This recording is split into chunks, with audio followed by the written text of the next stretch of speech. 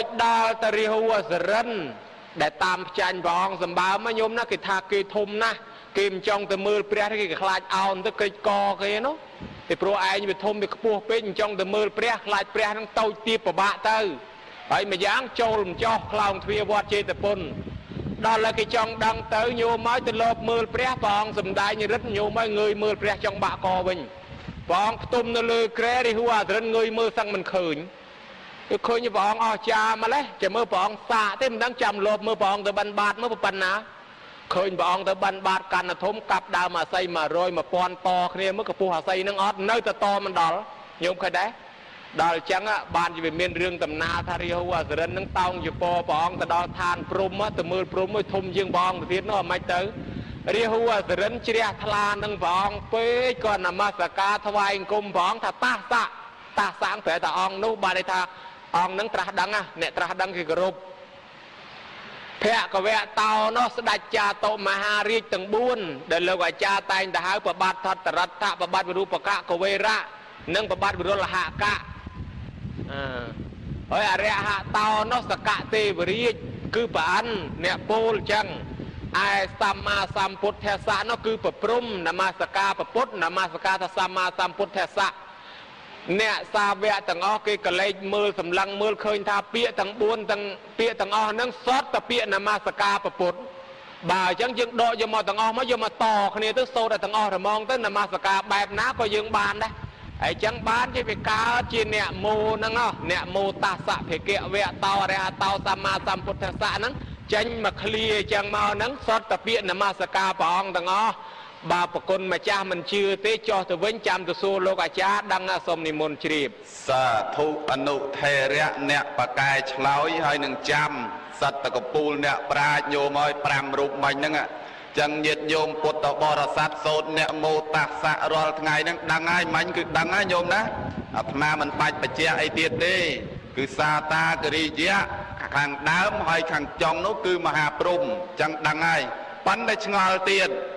cho mà đo tật đây vọt bạn đấy lư lục ta cha sốt nè mốt sốt đọ bầy đòn tệ bệ sao ấy sốt ta mà đón ngol tha thua nè mô nâng hết ấy có cái sốt bầy đó nụ thái nhung na ngol mình tên ngol đây mình đăng ai sao hóng sao mà nụ thái ôn phải che nhiệt nhung một bò sát bàn đăng khoa mà mớ xôm đi môn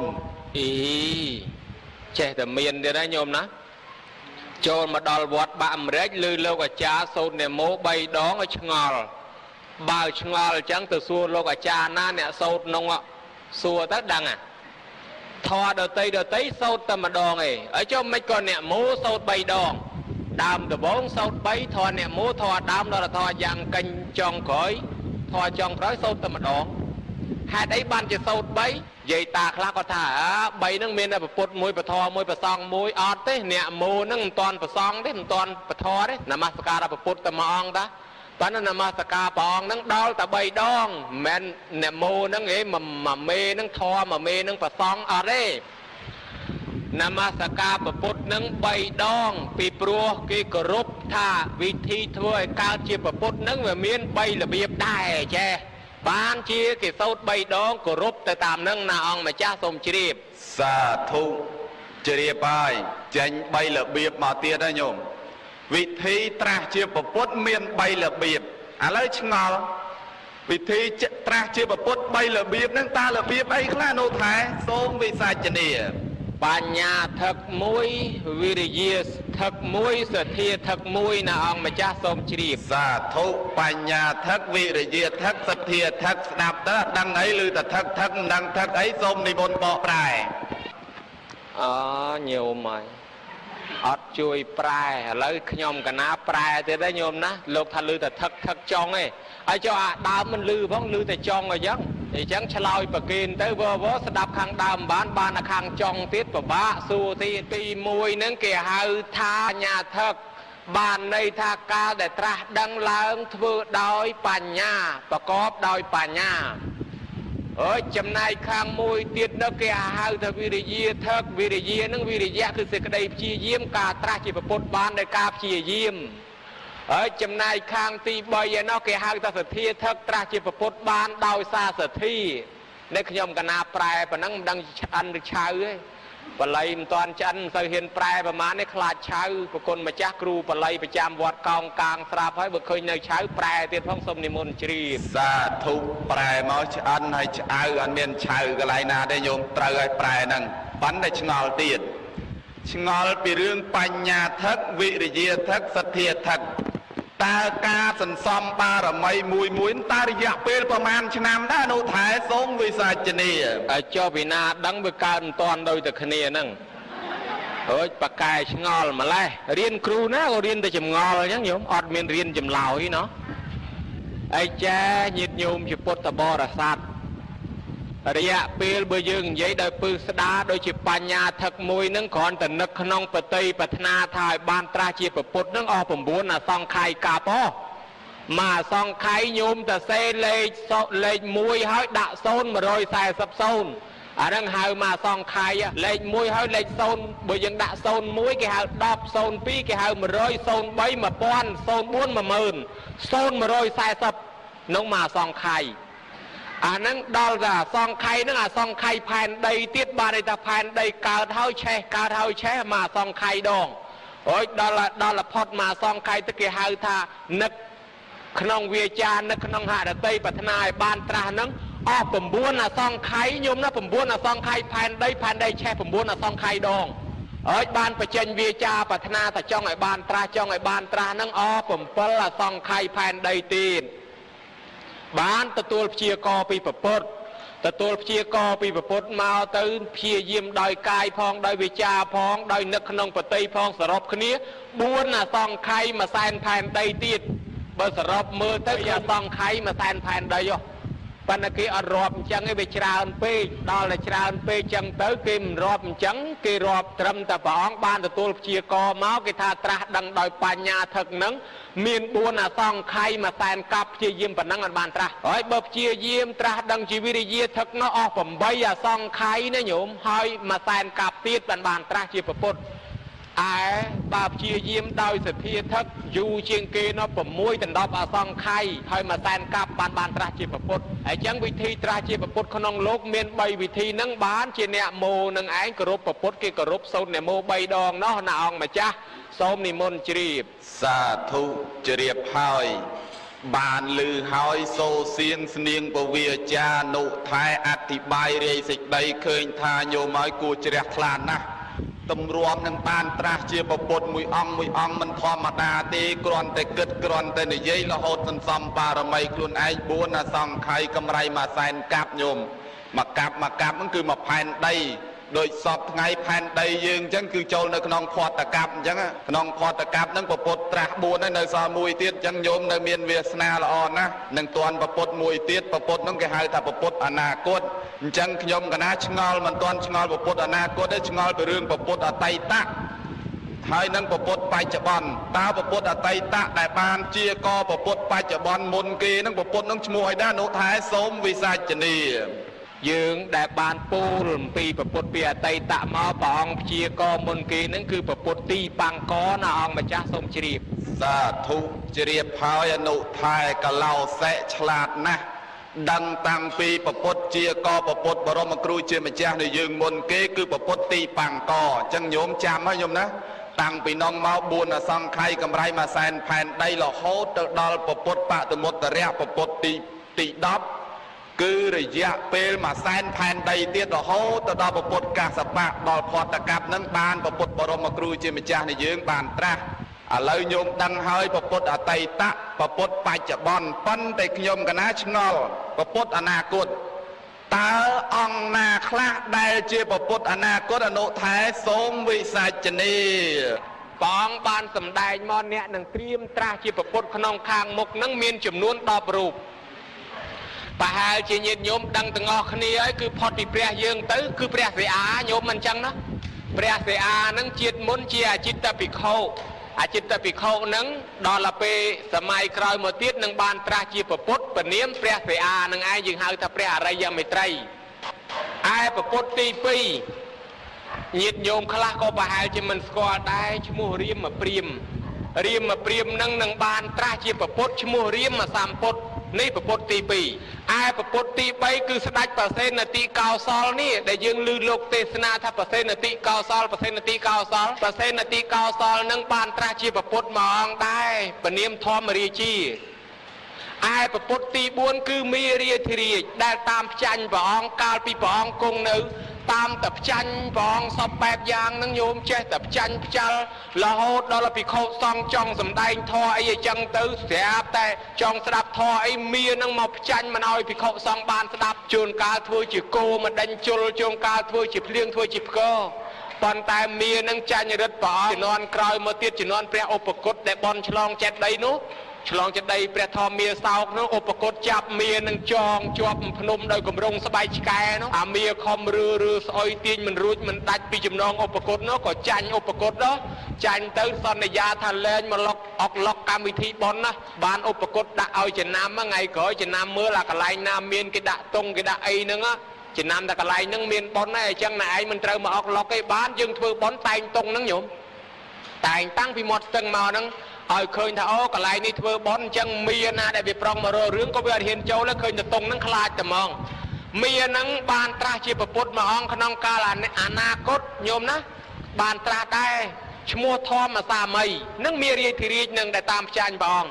ឯប្រពុតទី5សម្ដែងមិញគឺរាហូអសរិននឹងបានត្រាស់ជាប្រពុតមួយអង្គដែរដែលមានពនាមថានិរតៈឯប្រពុតទី6នោះ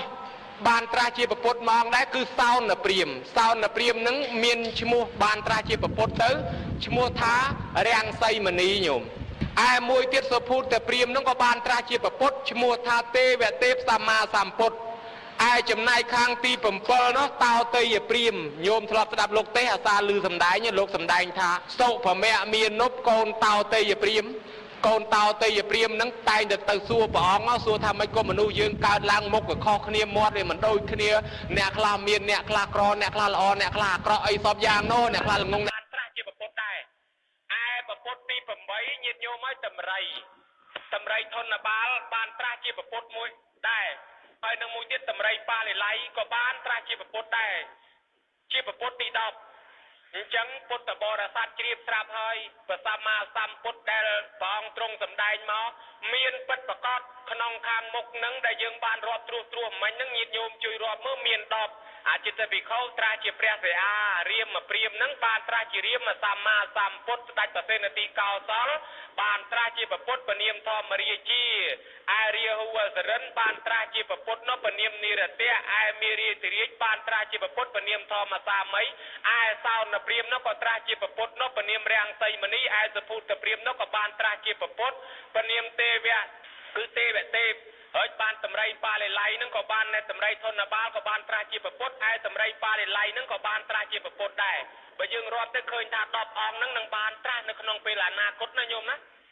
ចឹងសូមមហាថែទានជ្រាបនៅខ្វះនៅចន្លោះអីមេត្តាបំពេញឲ្យកំពុងញាត់ឲ្យណែនសូមនិមន្តកោវិតោអនុថេរោ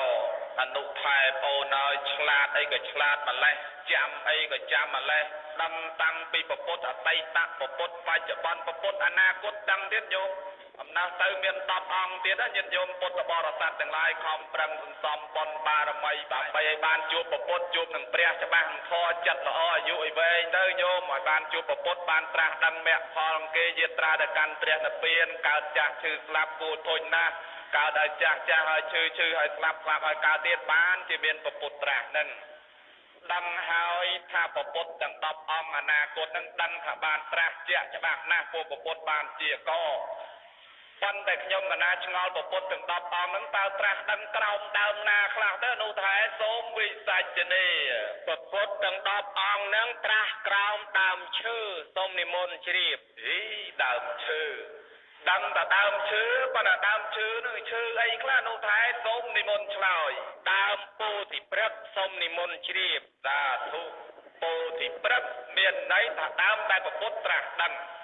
ឧទាហរណ៍ពុទ្ធបរមគ្រូជាម្ចាស់នៃយើងត្រាស់ដឹងក្រោមដើមអសត្តព្រឹក្សដើមស្លឹកត្រចៀកសេះប៉ុន្តែដោយពុទ្ធត្រាស់ដឹងក្រោមហ្នឹងគេហៅថាពោធិព្រឹក្សចឹងសំណួរហ្នឹងដឹងតែពោធិព្រឹក្សប៉ុន្តែមុននឹងពោធិព្រឹក្សហ្នឹងតើដើមអីដែលពុទ្ធត្រាស់ដឹងមុនคล้ายជាពោធិព្រឹក្សនឹងទៀតនោះថាសូមនិមន្តបោះស្រាយមានចឹងមែនញោមណាពីដើមពុទ្ធអង្គខ្លះត្រាស់ក្រោមដើមស្ដៅដែរ ហើយបើត្រាស់ក្រោមដើមស្ដៅហ្នឹងគេថាពោធិព្រឹកអាដើមពោយើងសពថ្ងៃហ្នឹងពីដើមគេហៅថាដើមអសដ្ឋៈទេដើមអសដ្ឋៈដល់ព្រះអង្គត្រាស់ក្រោមហ្នឹងគេហៅថាដើមហ្នឹងជាដើមពោអញ្ចឹងបើព្រះអង្គត្រាស់ក្រោមដើមណាក៏គេហៅដើមហ្នឹងដើមពោហើយឥឡូវពពុទ្ធ10អង្គអនាគតទៅហ្នឹងព្រះវិហារមេត្រីត្រាស់ក្រោមដើមគេហៅថានាគរុក្ខៈដើមហ្នឹងគឺដើមខ្ទឹងញាតិញោមស្គាល់ទេដើមខ្ទឹង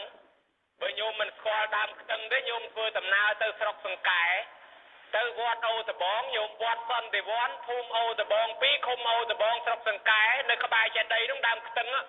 ប្រវត្តិរដ្ឋប៉ុនសម្ភារយកមកដាំតាំងពីដើមនៅទល់សប្តាហ៍នោះទៅយកពីឥណ្ឌាមកញោមណាដើមខ្ទឹងនៅទល់សប្តាហ៍ហ្នឹងគឺពពុទ្ធយើងព្រះវិហារមេត្រីហ្នឹងគឺត្រាស់ក្រោមដើមខ្ទឹង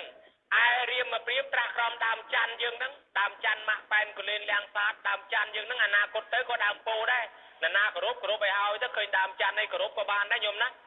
ហើយចំណែកខាងប្រទេសនទីកោសលបានត្រាស់ក្រោមដើមខ្ទឹងដែរនាគរុក្ខោគឺដើមខ្ទឹងដែរនឹងបានត្រាស់ក្រោមដើមខ្ទឹងដូចគ្នាចឹងដែរឯចំណែកខាងមេរាទិរាជនោះបានត្រាស់ជាពុទ្ធពនាមធម្មសាមីគឺក្រោមដើមរាំងភ្នំដែលយើងហៅថាសាលៈហ្នឹងដើមសាលៈហ្នឹងតទៅមុខក៏គឺជាដើមក៏គឺគេហៅថាដើមពោធិព្រឹកដែរឯចំណែកខាងរាហូអសរិនបានត្រាស់ក្រោមដើមច័ន្ទដែរញោមដើមច័ន្ទឯចំណែកខាងសោនព្រាមនោះបានត្រាស់ជាពុទ្ធមួយអង្គពនាមរាំងសីមនីនោះគឺត្រាស់ក្រោមដើមលៀបហ្នឹងបើញោមមិនស្គាល់ទេញោមទៅភ្នំពេញនៅមុខវត្តបតុមញោមណាខាងកើតគាត់សម្ដេចព្រះសង្ឃរាជនោះនៅសួនច្បារនោះមានដើមជ្រៃលៀបនៅនោះអាហ្នឹងគេហៅដើមលៀបជាពោធិព្រឹកអនាគតទៅព្រះអង្គត្រាស់ក្រោមដើមហ្នឹងឯសុភូតព្រាមត្រាស់ក្រោមដើមចបាផ្កាកោបនោះញោមក៏ធ្លាប់ដឹងដែរហើយចំណែកខាងតោតេយព្រាមត្រាស់ក្រោមដើមជនាងហ្នឹងស្រុកខ្លះគេហៅដើមភ្លៅនាងដើមហ្នឹងអាត្មាដូចជាមិនទាន់ច្បាស់ដែរញោមមានដែរធ្លាប់ដឹងថាមានដែរប៉ុន្តែខ្លួនឯងក៏ស្គាល់មិនទាន់ច្បាស់ដែរដើមជនាងឬដើមភ្លៅនាងហ្នឹងហើយតម្រៃធនបាលនោះក៏បានត្រាស់ដែរត្រាស់ក្រោមដើមនិក្រូតភាសាបាលីថានិក្រូតគឺខ្មែរយើងថាដើមជ្រៃ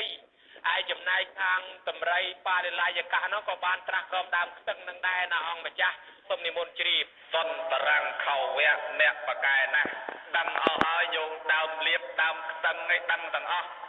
ឥឡូវសំណួរចេញទៅទៀតហើយបើដឹងទាំងអស់ចឹងអត់មានបន្ថែមព្រោះត្រូវណា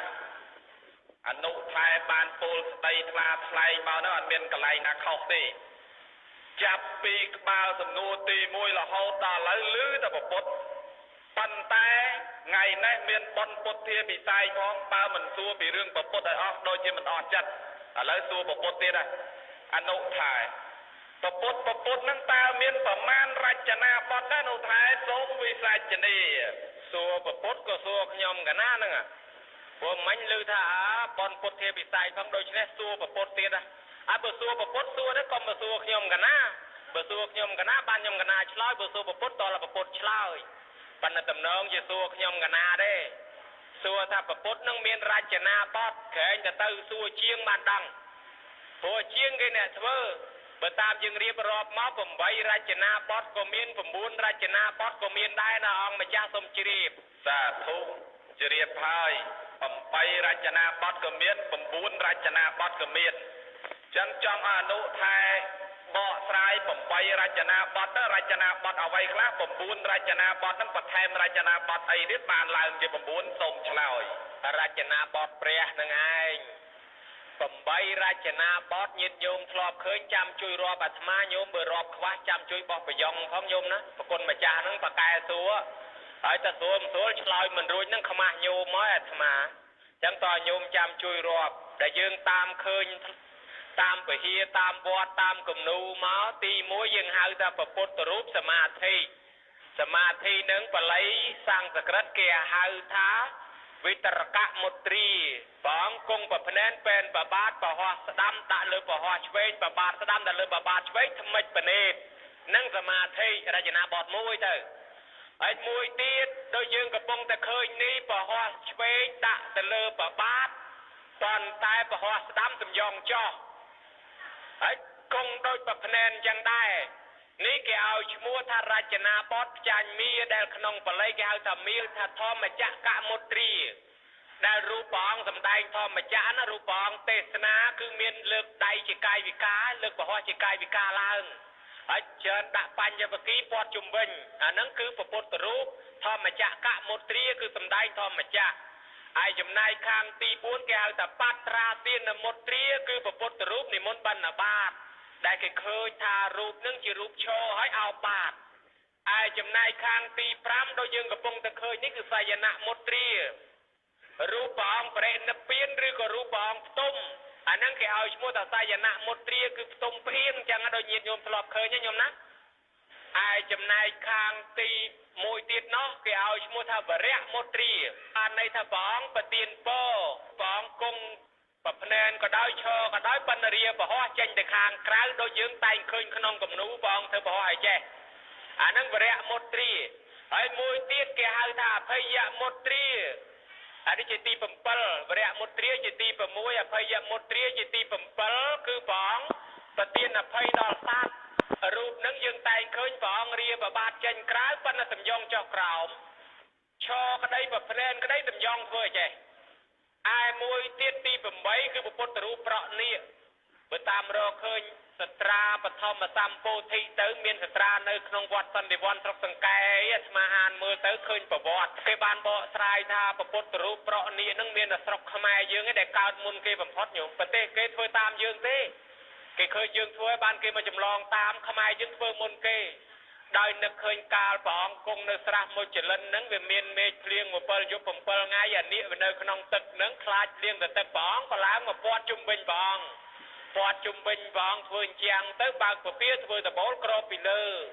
ไอ้จังตอแต่แรงเลี้ยงบ้านเปล่งไอ้นี่นั่งเป็นในขนมปลานั่งเวียนเมียนดามเรียงตกยืงดังยืมเมียนดังออดแต่เรียงดามหลังเรียงได้ดามเรียงที่พูดจากบัญเช้ายุ่งตรุยเรียงที่หอบนั่งเรียงลุ้นั่งเรียงลุ้มาเตยกรอบประกอบยืมเมียนนะเรียงลุ้นั่งเป็นไรก็ทำโมจิลันดามโมจิลัน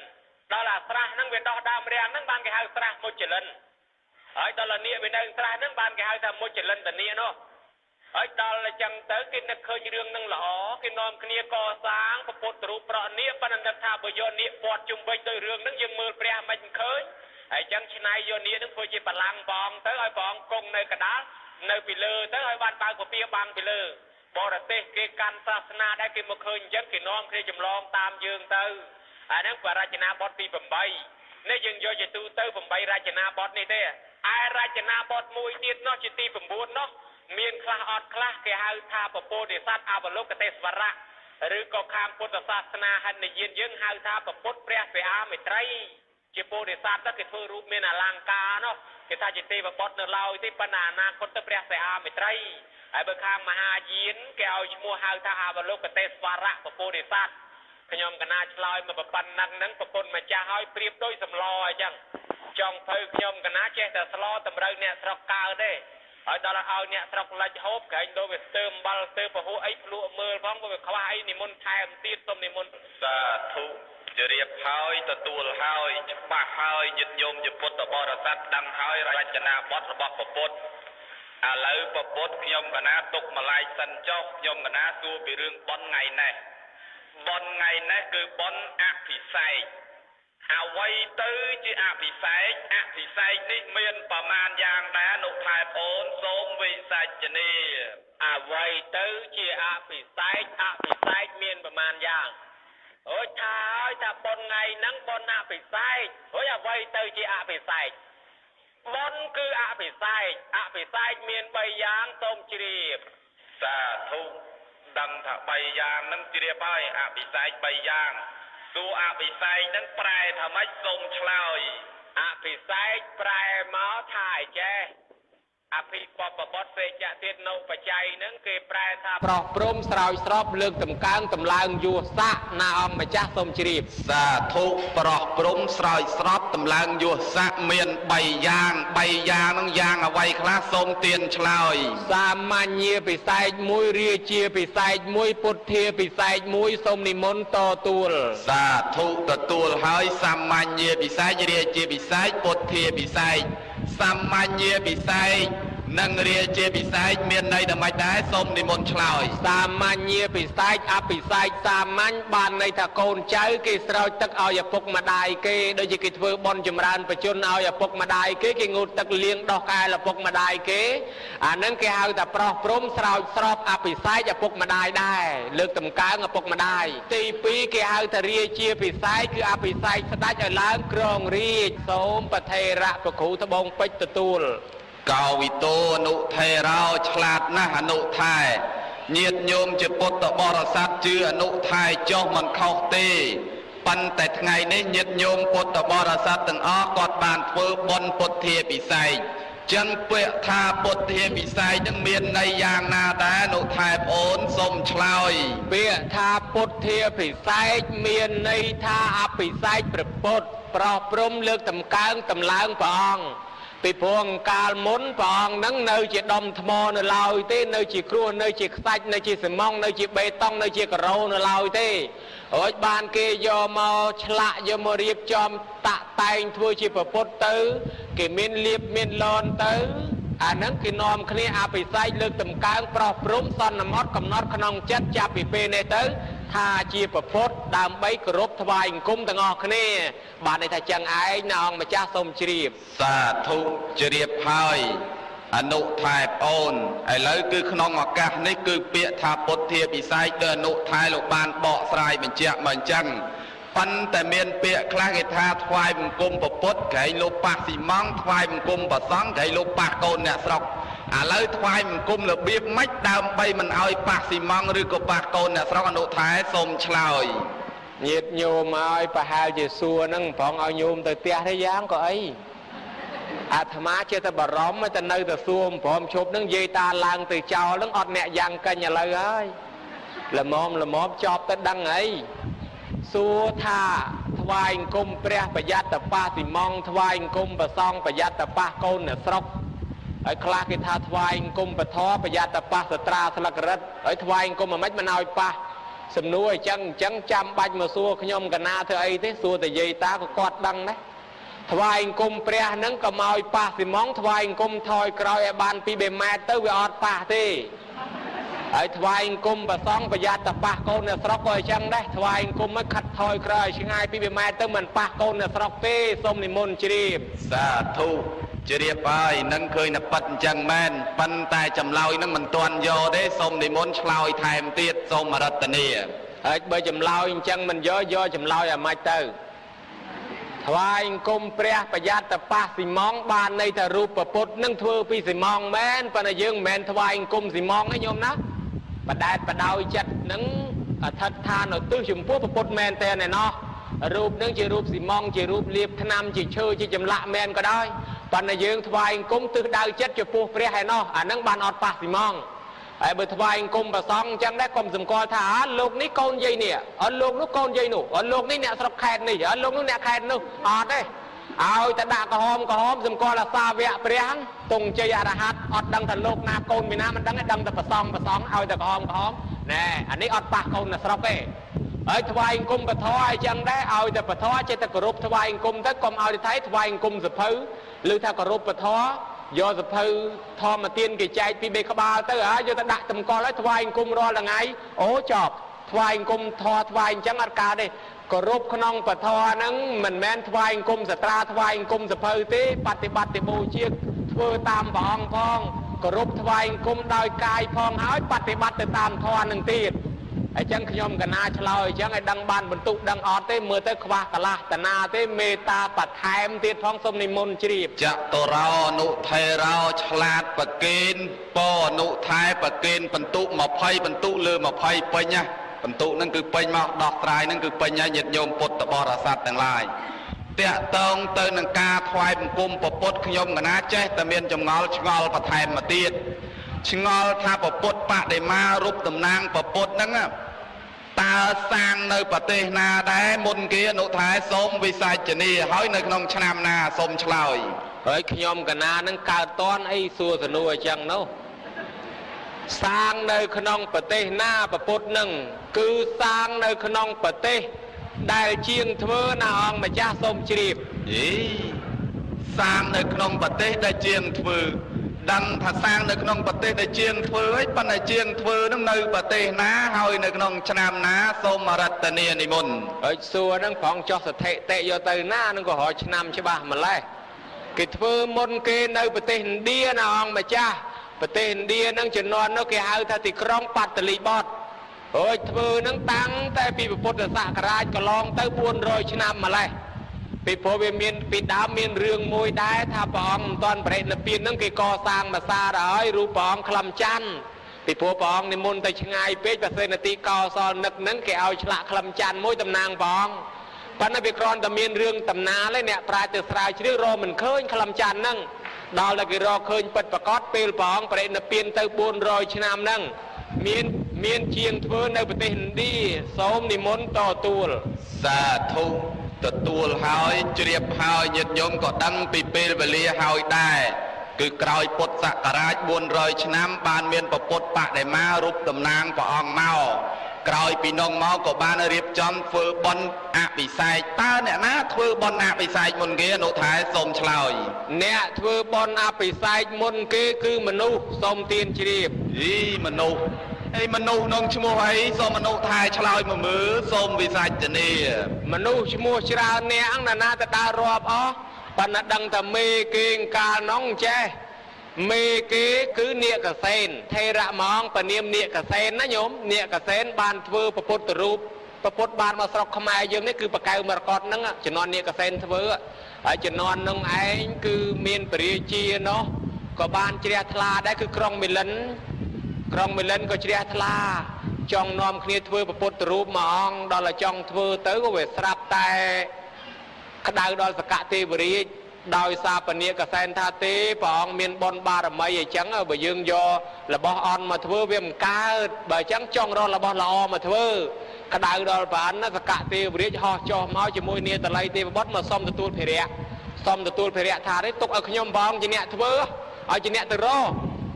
របស់ល្អមួយទៅបាតភ្នំព្រះសម័យបាតភ្នំវិបុលទៅដល់ប៉ះកែវមនីនេះល្អណាស់យកនៅទៅនោះអត់ឲ្យហើយអាហ្នឹងរបស់គេទុកស្ដេចចាស់អត់ឲ្យទេអត់ឲ្យយករបស់ហ្នឹងទៅឯនេះរបស់គេរបស់គេស្រាប់តែឃើញថ្មម្ដុំគេហៅថាកែវមរកតថ្មហ្នឹងពណ៌ខៀវដូចស្ដេចបាយបានអាថ្មហ្នឹងយកមកដល់តែយកមកមនុស្សជាងស្រុកមនុស្សយើងឆ្លាមដាច់ដាប់មិនមុតដល់ដាប់មុតទៅបានប្រហែលថាវិសកម្មទេវបុត្រវិសកម្មទេវបុត្រឯងកើតតនព្រះដឹងរឿងច្បាស់ធ្លាប់ឃើញព្រះផ្ទាល់វិសកម្មទេវបុត្រឯងឆ្លាក់ទៅវាដូចជាងបានវិសកម្មទេវបុត្រនៅឆ្លាក់ជាមួយមនុស្សស្រុកមនុស្សហ្នឹងញោមឆ្លាក់7ថ្ងៃណាបានហើយទៅក៏បាននាំគ្នាធ្វើបុណ្យអភិសេកហ្នឹងដោយយកធាតុមកបញ្ចុះនឹងស្មានឹងអីយ៉ាងធាតុព្រះអង្គមែនទែនបញ្ចុះក្នុងរូបព្រះហ្នឹងរឿងរ៉ាវវែងឆ្ងាយទីបំផុតបានមកដល់ស្រុកខ្មែរយើងគឺបកៅមរកតហ្នឹងឯងប៉ុន្តែសំណួរសួរថាអ្នកណានាំអភិសេកមុនគេមនុស្សឈ្មោះអីហ្នឹងគឺពនាគកសែនហ្នឹងឯងនាំអភិសេកហើយនាំស្រែកជ័យខុសនាំអីក្នុងពេលពុទ្ធសករាជកន្លងទៅបាន500ឆ្នាំញោមណាចាប់ផ្ដើមមានពិធីអភិសេកទល់ថ្ងៃហ្នឹងចឹងឯងបើខ្ញុំកណាឆ្លើយទៅនឹងវាជាកោតទេមេតាបូនតម្រង់ផ្លូវផង